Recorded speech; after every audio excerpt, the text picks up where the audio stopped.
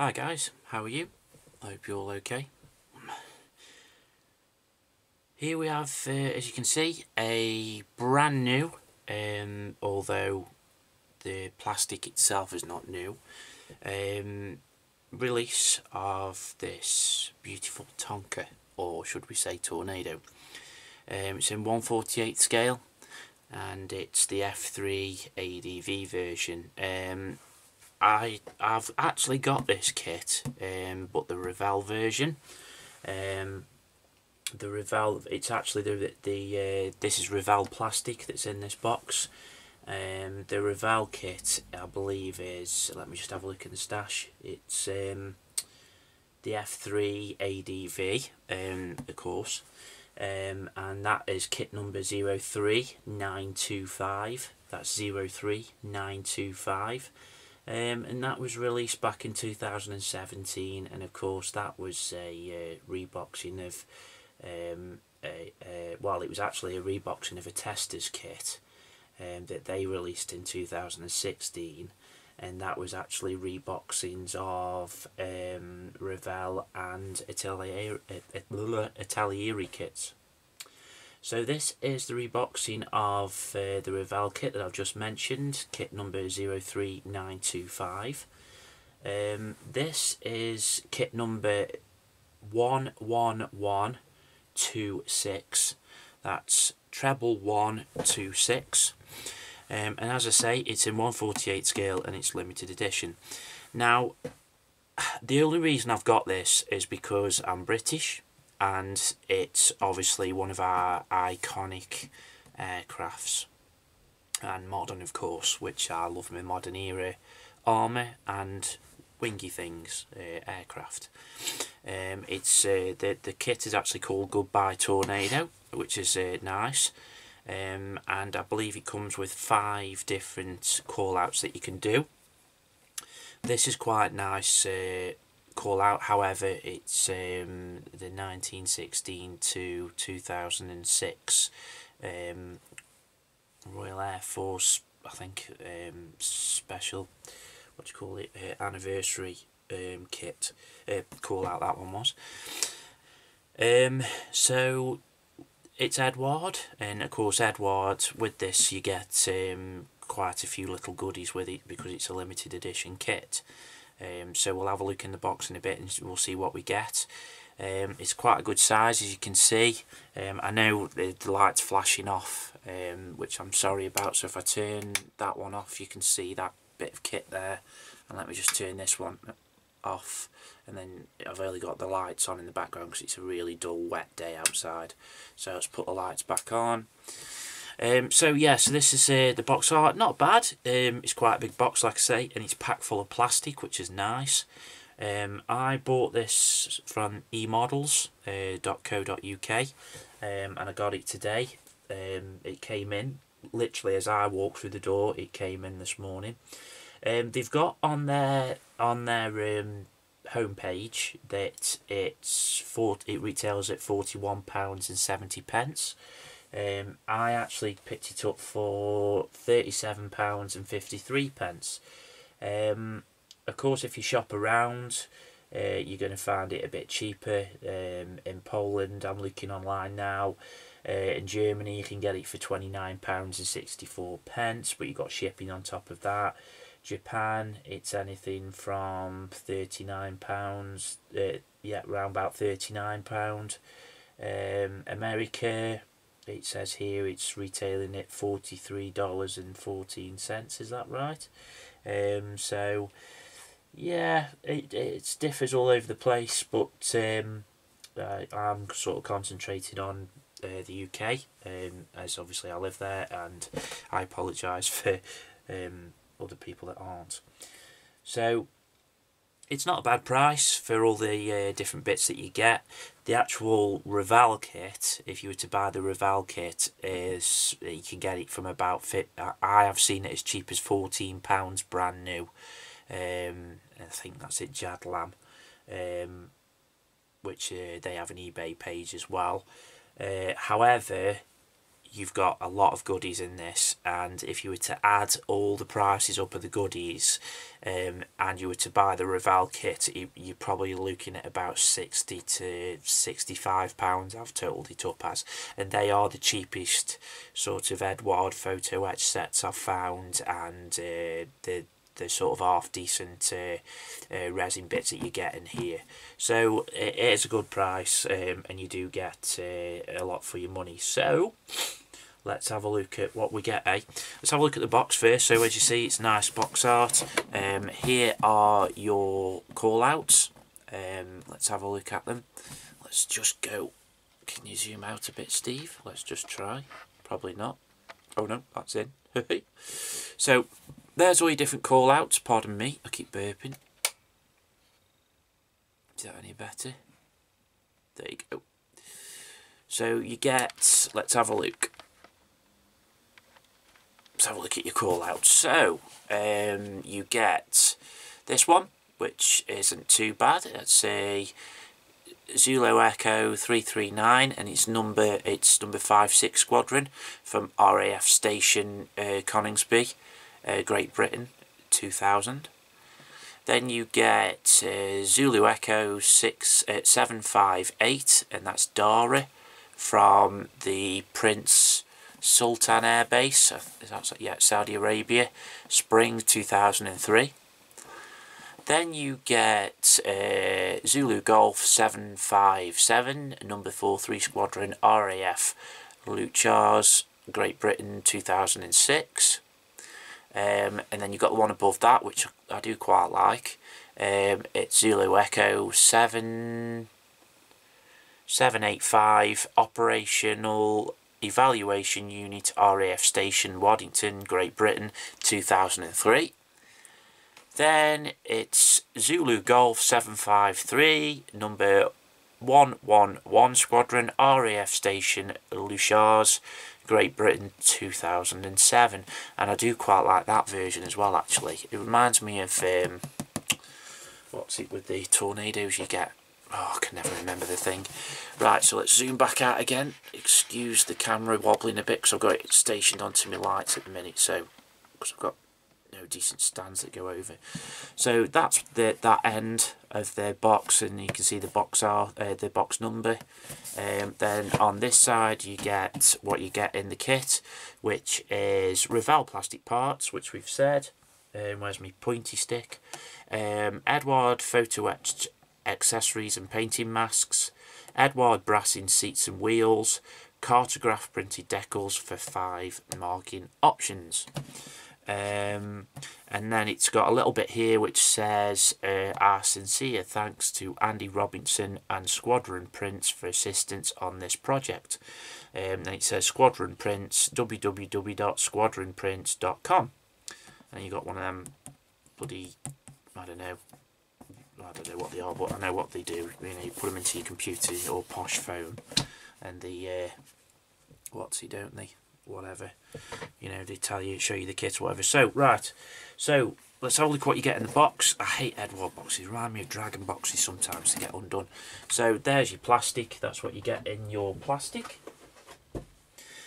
So typical, it's Revell plastic, so you get everything in one big pack, which is a pain in the ass. So you get that, you get your resin bits, you get a lovely instruction manual with the added extras that you can buy on the back, which is quite nice. They're the extras I've sort of gone through to find, and obviously, you know, that's what I came up with the price. Your photo etch, which is there, and then you get your coloured bits, which is there, which looks beautiful. Your masks, and then of course your decals. So let's chuck everything back in here. Let's get the instructions out. I'm going to open one of the bags already, just so we've got some of the plastic out, shall we say. Oh, actually, I take that back. I've taken the big plastic bag off, Luke, and you get all of them wrapped separately. So I take that back, Revell, or sorry, Eduard. Yeah, sorry. So let's just move this over Oh, bloody hell. Excuse my language. Right. So, here are set instructions, huh?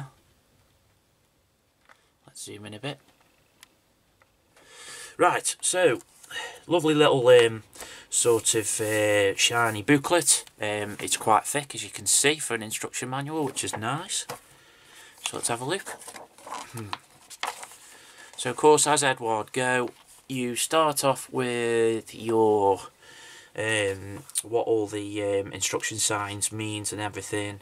A bit of bump about don't sleep with your model, don't snort it, don't well, you know, do whatever. You got sprue trees, and then of course what dragon tend to do, you've got blue parts, which are the bits that you won't be using in the kits. So that's pretty good. You got your photo etch trees and your Eduard Resin bit, and you've also got a bit of film and a mask set, which we said. The colours are in Guns Aqueous and Mr. Colour, and then you've got Mission Models paints. That must be a new one then. And then you've got all the names of the paints of the colours just down there. Lights on, yes they are. And then of course you've got Aqueous, Mr. Colour, Mr. Metal Colour there, and Mr. Colour Super Metal, and then Mr. Colour GX. So they do all them, and then of course you've got your Mission Models ones. Then we've got you start over on your kit. So your starters you mean to go on, which is with the seats, which are the Eduard Resin seats, which is nice. And of course you're using your photo etch harnesses, which are quite nice. Then of course you've got to drill bits of holes and that, which we all know with certain kits. The red bits on the kits, just so you know, with Eduard, if you've never done one before, of course it tells you what to do anyway, but in case you miss it, the red bits on instructions are the bits that you have to sort of file off or get rid of. They are usually quite easy to do. You just got to be careful to not go a bit too far like I have before, so it can cause fit issues if you take a bit too much plastic off and little bits like that. I've made the mistakes of that before, and I've wondered why. I've slagged the kits off saying it's fit issues, and it's not, it's me, I've taken too much plastic off. So you come down to the cockpit boat, the tub of the cockpit where you add all the dials on and the instrument panels. You've got your little square bits which tell you the colours in case you know the colours aren't listed somewhere, but they are listed here, which is very good.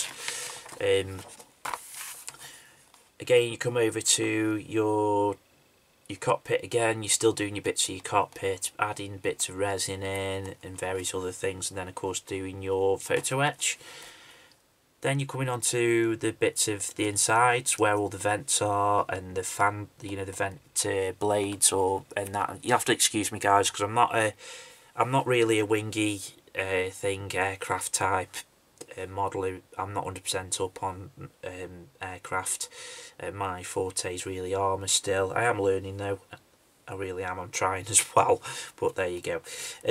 So yeah, then you're coming onto the fuselage bits down here where you're attaching the sort of the nose together and all that. You're still adding your bits of photo etch, which is good clear instructions, which are nice. Then you're coming onto the back of the vents behind the cockpit.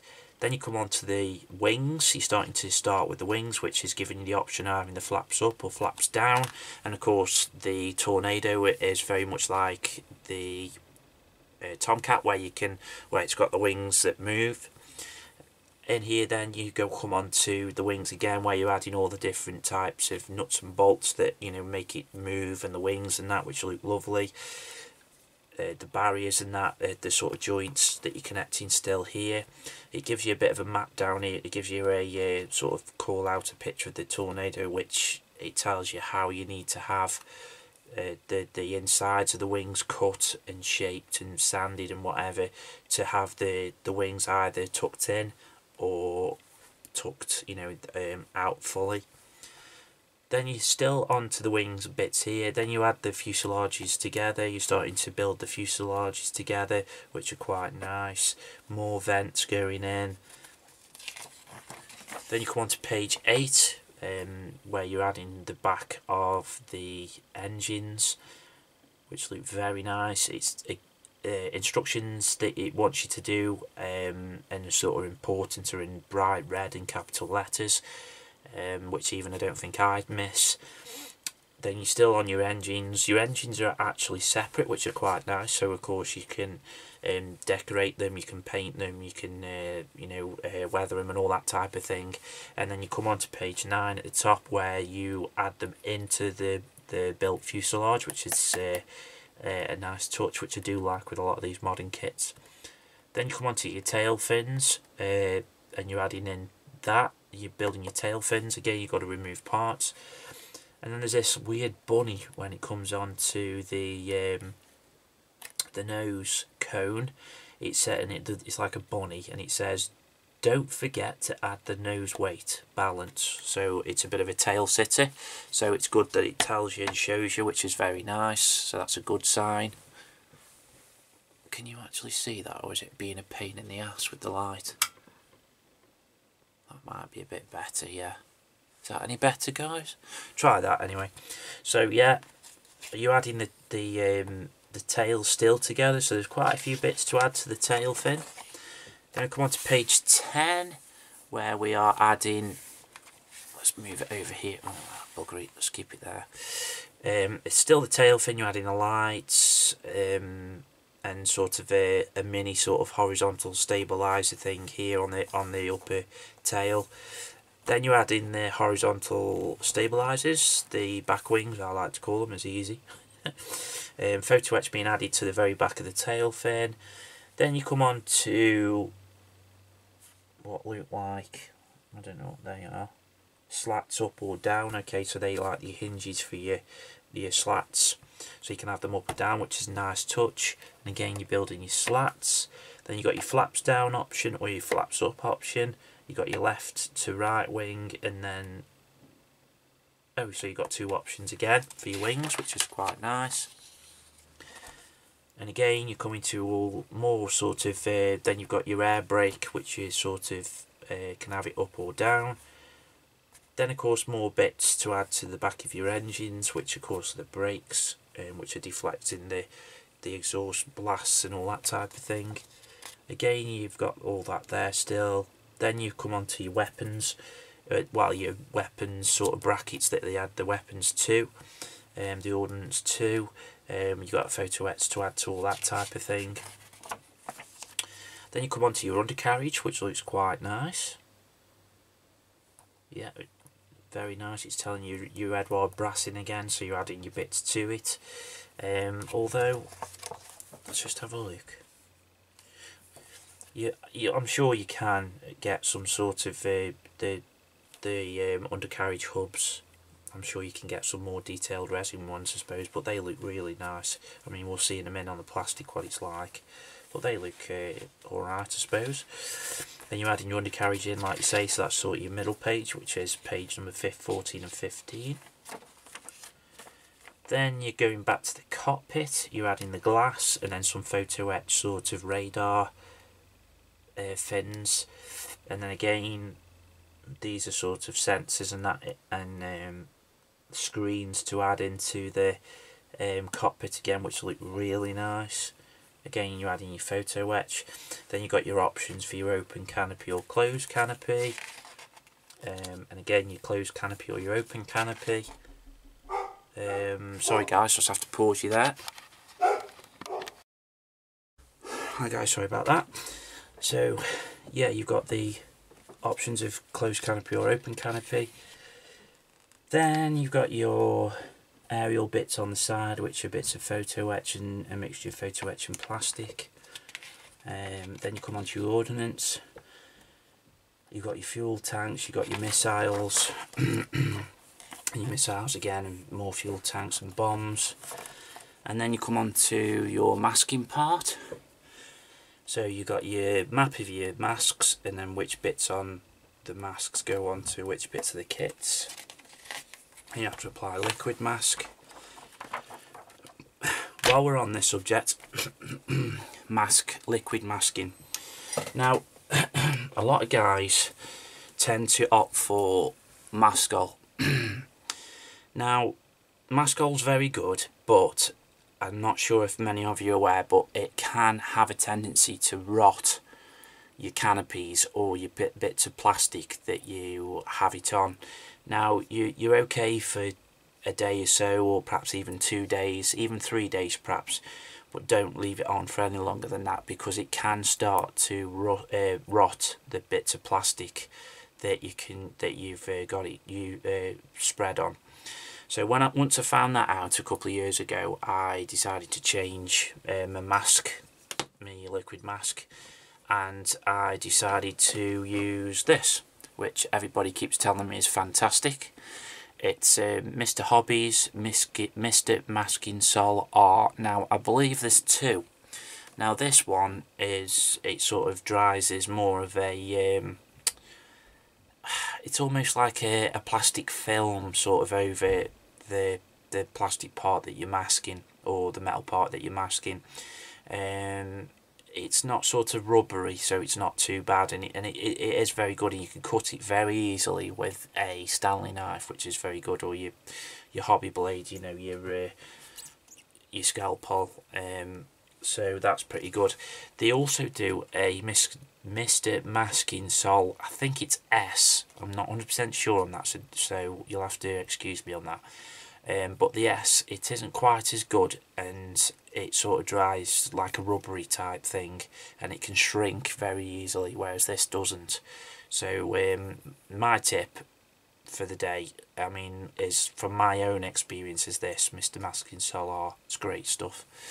So that's the stuff I tend to use, although I do use Maskol,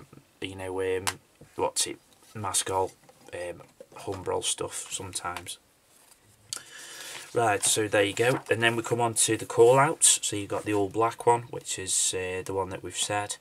The number 43 Squadron aircraft proudly showed the overall glossy black finish, one of the special markings pointing towards the unit's tradition dating back to the World War I, complemented by the unit marking commemorating the unit's 90th anniversary, carried on the vertical tail surface. Later, the black paint was removed from the nose, and the following year only the fuselage spine and vertical tail surface remained painted black. Then we come on to B, which is the this sort of call out.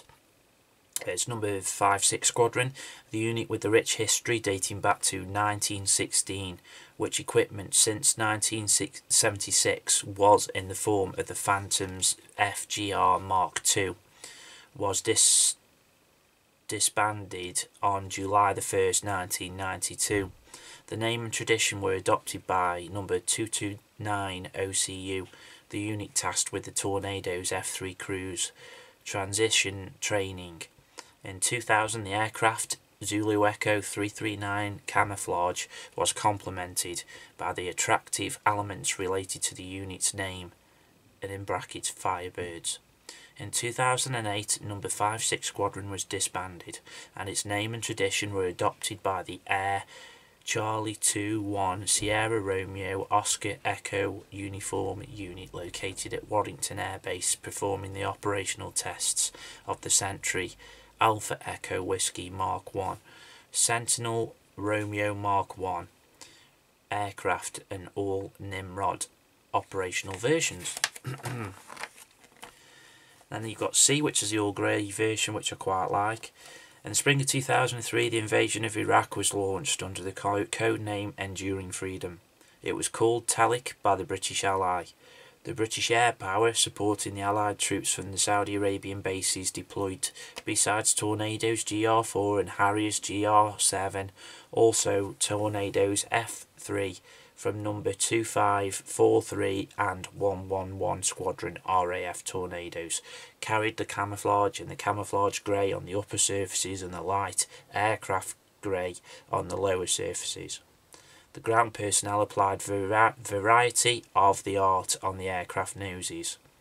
Zulu Echo 758, for example, featured a shark with an inscription "Tremble." Landing gear cover carried the name of the Australian World War II fighter ace Clive Caldwell. That's quite nice, that is. Then you've got this one. In 1989, number Treble 1 Squadron received its first Tornadoes F.3 as a replacement for the Phantoms FG-1 and operated them until March the 22nd, 2011. When the unit was disbanded, aircraft Zulu Golf 753, manufactured in 1991, suffered the engine fire during the flight from Falklands Islands to Great Britain, 500 kilometres north of Ascension Island. During the emergency landing on this island, the aircraft was damaged, transported back to Great Britain, and after the inspection, codenamed as a source of the spare parts. The name Obandieran Rante was used for the first time at Treble 1 in 1942. It appeared on a Spitfire to pay a homage to Brazilians and British citizens living in Brazil who had donated the funds to purchase Spitfires for the RAF. Quite like that one as well, actually, saying that. And then you've got the last one, which is this version, which is E.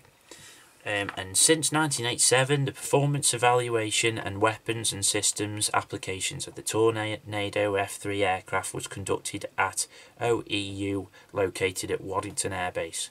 Operations of this unit facilitated the incorporation of this aircraft type into the combat units, and its performance assessment continued during the routine unit operations with the objective to achieve the maximum utilisation of its abilities.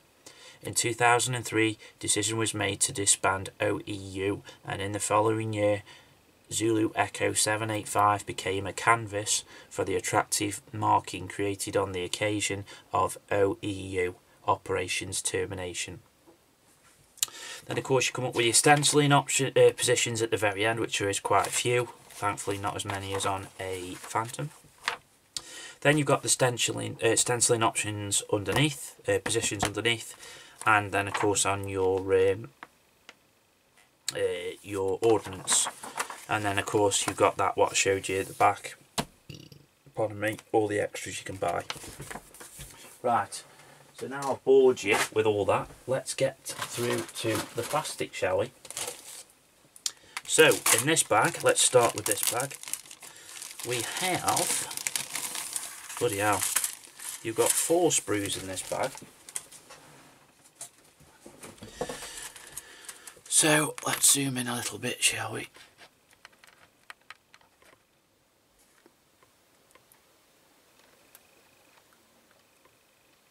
So yeah, let's have a look. So this is Sprue H.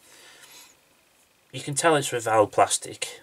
It's not as great quality as a lot of other plastics as you can get, and there's sort of staining on that. I don't know if you can see it, just there. Like some staining on that. I don't know what that is, but it's actually in the plastic, which is weird.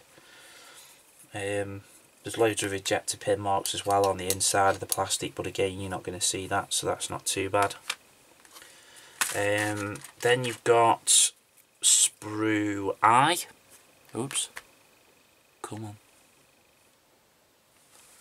There you go. Then you've got Sprue I, which is the start of the missiles. Again, very well crisp, nice recessed panel lines. They're not raised or anything, but again you've got weird staining in the plastic again. I mean, once it's painted and that, you're not going to see it, but it's just the fact of the matter, you know, it's a bit weird. That is. I just hope it's not going to be something that's going to come through the paint or something, I don't know. You've got an injector pin mark on the back of that, but again that might be something you're not going to see. So it's not too bad. Then this is the start of the seats, the cockpit seats, which is Sprue E. Very nicely detailed, but as you'll see in a minute, you've got resin seats. Very well detailed actually, them are. They're not bad. They're some of the best seats I've seen actually. They are very nice, I'll give them that. Yeah, not bad. Bit of flash on that part there. And you've got a couple of like the dragging bits where you've got a couple of annoying little nuds on the end, but all you got to do is just cut them off. Nothing too strenuous. And we start a bit with the again, you've got a couple of bombs and missiles on this one. Then you've got some very thin parts that you're going to have to cut off very carefully. But again, you've got, oh, it's a bit of fluff, it's alright. So yeah, even on the bombs, I mean, you've got a couple of raised lines there, but on some of the other bombs, again, you've got all this weird, what is this weird stuff in the plastic? It's almost like, I'll tell you what it's like, it's a bit like, you've got like a marker pen, and you just can't, you know, when you scribble most of it off, rub most of it off, but then you've got a bit of staining on it. It's a bit like that. That's a bit weird. The springs look nice there. They're very nicely detailed, those springs. They're nice. Anyway, so that's that for them ones. Let's turn the extra light on. So there's the plastic for that one. These are exactly the same in this bag, so we'll just add that one in.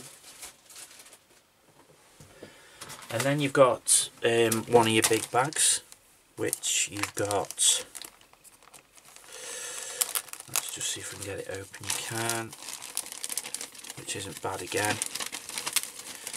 But not all the sprues are necessarily in a separate bag, which is a shame. So let's just check this one. So on this one we have, let's have a look. Let's zoom in that one. Right, so you've got the start, this is Sprue C, and this is the start of the fuselage halves coming together, I suppose. So again, you've got quite a very nice rivet detail in there, not too deep and not too shallow neither, which is quite nice. So that's very nicely detailed, which you can see. And you've got like wires and that here, but again they've got sort of what do you call them, seam lines, you know, like, so you've got like, here's your part and you've got like a seam line down the middle of that, but it's even on some of these very thin bits here, which you're going to have to use. I probably wouldn't even chance it with a sander. I'd probably get me hobby knife perhaps and just gradually, very slowly scrape along. Although I don't even know if I'd trust to do that, to be fair. But very nice anyway, the detail on it is good enough and very nice. Here we start, here we got the wing, the rear tail wing, which is nice. The detail on it's very nice. And you got your fan intakes and then some more of your wings, again, which are nice. These look like the flaps of the wings. And there's the start of your undercarriage, which again has got nice detail in. There's no wires and that, and there is ejector pin marks, which is a shame, because if you put, you're going to struggle to get your filler in there, and then you're also going to struggle to get a sander in there too, which is quite difficult. Even the thinny sticks are quite tough. Eduard haven't gone to the trouble of rubbing out Revell on the inside of that plastic, so that's not badly detailed. Like I say, I mean, if you're thinking it's a Revell kit, I mean, I know Revell have done some nice kits recently, but I'm not a fan of Revell at all, really, and I'm being open and honest there. So we've got the cockpit hub. Again, very nice detail. You've got very nice detail on the hub, which again isn't bad. You know, but again, when you come in to use your sort of zoom sets and that, your coloured photo etch, you're going to be getting rid of that, so that's not to worry. There's some avionics in there which look quite nice, and then of course you've got your control panels there which aren't bad, your instrument panels. The rivet details are very nice, and I can't see any ejector pin marks on the outside, which is a good sign. And the plastic is your typical Revell, I suppose, but these parts are going to have to be very, very carefully cut from the sprues, the back of the wings. I mean, if you look here, these are actually the springs for what probably the flaps are there or something. So you need to be careful when cutting them off the sprue trees. And then we come on to the final bag of fuselage bits. Excuse me, Mr. Furry Stick. Big bag with 4 sprues in. So you have your nose cone here. Well, there's your nose cone, your radar dome cone, which is nice. There, let's just turn it that way so you can see. So you've got your nose cone there, and then you've got your cockpit and nose of the fuselage there, and then you've got your rear stabilizers there, which you need to stick together. Ejector pin marks on the insides, which is very nice to see. You've got a couple of ejector pin marks on the inside of the cockpits, which is a bit of a pain, and but it looks like you're going to get away with not being seen. However, there is one there that you might see. We'll have to see how it comes together. The nose dome feels very nice. There are bits of flash again and quite thick seam lines around the quite fine parts, which are sort of here, you know, so you have to sand through them and be very careful. Bits of flash on the edge of the wings as well, but again, you know, no bother. Swipe of a sandy stick and you're okay, or your metal file, whichever, or of course even your scalpel blade will get rid of that. Okay, then we come on to Sprue P. I mean, if you look here, which is a shame, let's focus. And we are back in the room. If you come down and look at this, which is a bit of a shame really, my battery is about to die there. There's quite a bit of flash here, which is a shame, but it just gives you to show it's not particularly great. However, it's not too bad. So there are bits of flash, but you're going to have to cut them out. And then you've got 2 sprues left, which is the bottom of the fuselage, which again is you've got lovely detail on, lovely rivet details and that. And then your engines, but they're just like your dome parts of your engines. And then basically your ordnance holders and that you need to stick together, and then that's the end of that plastic. Your clear parts, let's do quickly because we're going to struggle because the battery's going dead, so I don't know how long we're going to have. Let's have a quick look. They look quite nice actually, not bad at all. You've got your usual tornado squiggly line that goes on there, which is going to have to be a very fine paintbrush to get them on. Very clear and very sharp. Can't really say much more than that really, but lovely, very nice. Clear parts, I'm going to put them back in the bag. We don't want to get them all knackered up and scratched, do we? Because it could take a bit to get them out. Resin bits you've got in a separate bag, which are quite nice. These look very nice, so let's have a quick look separately. So here are your seats. Your seats look lovely, in fact they look really nice, those seats do. Those seats are very nice, nicely detailed.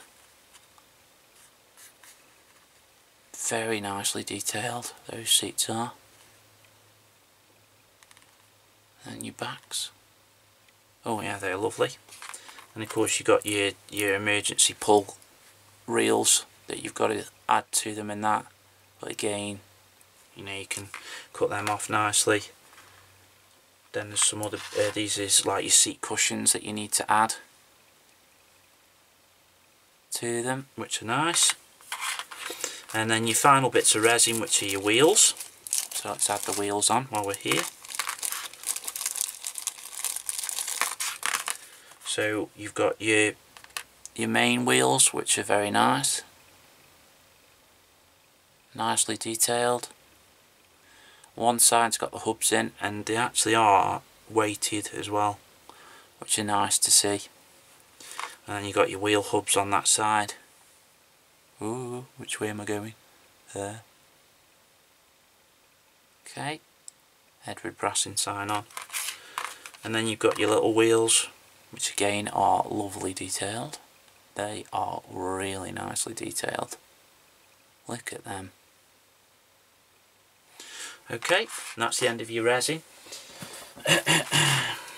So let's get the photo etch in. Let's get the photo etch in pretty quick. As quick as we can, shall we say. Oh, come on, you bugger. I won't do the bit of film, because the bit of film you're not going to see. So here's your bit of photo etch. Let's come out a bit. Oh, come on. Okay, so there's your photo etch. Nicely detailed, very nicely detailed, can't moan about that. And your last bit of photo etch, which is your coloured bits, which are very nice.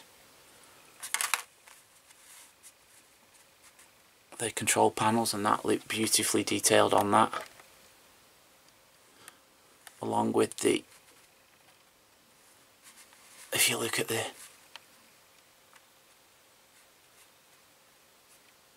if it'll zoom in, no, I don't think it will. There's your control panels on it. Are you going to zoom in? Come on. Come on. You know you want to. No, it's not going to zoom in. Okay. But anyway, you can sort of make out what they're like. There you go. So they're very nice, and then you've got the harnesses and the other control panels. Okay, so there's the photo etch, which is very nice. So let's zoom out quickly. Then you've got your masks, which I'm not going to show you the masks because the masks are the masks. And then you've got your decals, which, let's get them out of here, which are cartograph, which are very nice, as we all know. Sort of rushing a little bit now, and I'm going to end up knackering everything, aren't I? So, and there's your decals. So what more can you say? They are very nice, and they don't feel very thick at all. They don't look thick at all. They look quite nicely detailed. They're your typical cartograph ones, very crisp and fine. And you've got all your ordnance here as in your cockpit instrument panels if you want them instead of your photo etch. But I'd definitely go with the photo etch. And they all look really nice, very nice indeed. So there you go then, guys. So there's that review of this beautiful, where are we now? Tornado kit. The brand new release from Eduard. The brand new release from Eduard, which is this kit, but it's a reboxing of the Revell kit. So let's let us know what you think in the comments, guys. It's very nice, and I'm sure it'll build up okay because Revell kits tend to, the odd few issues, but that's it. That's my opinion. So there you go, guys. Just released today in Britain. So hope you're all well. Hope you all stay safe, and as usual, may the force be with you. See you guys. Thank you. Bye.